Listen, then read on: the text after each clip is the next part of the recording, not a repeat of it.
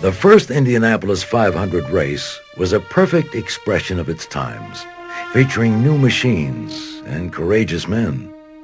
80,000 spectators came to watch the first running on May 30th, 1911. They arrived by special trains from New York, Cleveland, St. Louis, and Chicago, and from surrounding states by buggies and cars and trolleys from all over Indiana. In the stands were men who had fought at Gettysburg and men who had charged up San Juan Hill with Teddy Roosevelt. Even Henry Ford was there. He took this picture. Admission was $1. In the pits were the fruits of long work by major manufacturers and race car drivers. The new race was important enough and rich enough to bring the 1910 American Automobile Association champion Ray Harroun out of racing retirement. They called him the Bedouin because of his Arabian ancestry. Harroun qualified as one of 40 starters, driving his Indianapolis-produced Marmon Wasp. But he was almost disqualified at the last minute because the Wasp was a one-seater with no riding mechanic. There was no rule at that time that said that you had to carry a riding mechanic, but just everybody did. And so during practice, Ray Harroun had this specially built Marmon with a single-seat streamlined body and no riding mechanic. That was the idea, because you could save weight by not carrying one. And there were complaints from the other teams that he was a safety hazard. And one of the roles of riding mechanics at the time was to keep the driver aware of whether somebody was coming up on one side or the other, and they would, do this kind of thing. And so they complained that he was a safety hazard out there by himself. So how he got around it was to go downtown and buy a mirror. It was an 8 by 3 inch mirror, and he put 4 rods, mounted them above the cowling, and then put the mirror on top.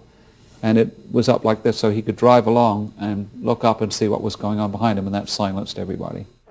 It is believed that this was the first rear-view mirror used on an automobile of any kind.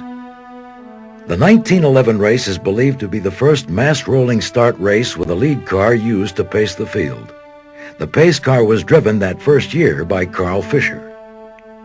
Imagine the experience of driving in these early races. The cars have wooden steering wheels and no real suspension. For 500 miles, every brake vibrates right through to the driver's hands. Many cars burn as much oil as gasoline, so there's slippery goo on you, on the car, and on the track. During the race, your riding mechanic pumps oil and gasoline, watching for traffic and paying attention to the gauges. The cars are top-heavy.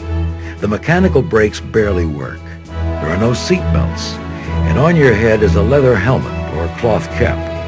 Yet, you love it. For the glory, for the money, and yes, for the adrenaline rush of speed. Tires of the day were made of cotton cord under a thin coating of rubber. They were hard, but vulnerable to quick wear and catastrophic blowouts. The wily veteran Ray Harroun decided he could save his tires and win the race if he averaged a steady 75 miles an hour, even though his Wasp could go faster. He was right. Harroun won at an average speed of 74.602 miles per hour, with only 4 tire changes. His nearest competitor needed 14 sets of tires. At the end of the race, Harroun was so exhausted he had to be lifted out of his cockpit. Then he retired from driving again, this time for good. The first 500 had all the hallmarks of later races: danger, drama, technology, controversy, and involvement by manufacturers from around the world. The race wasn't particularly safe, but also wasn't a bloodbath by the standards of the times. One riding mechanic was thrown from his car and killed. Another was thrown and injured. In all, there were 4 injuries and 1 death.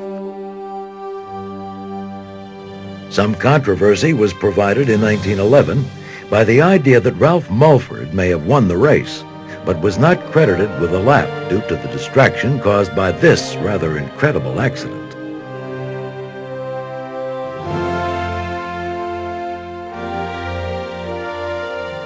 The first race also included international drivers and automobiles. The Italian Fiat was there, along with the German Benz. From the beginning, the Indianapolis 500 was a very American institution, while embracing a melting pot of cars and drivers.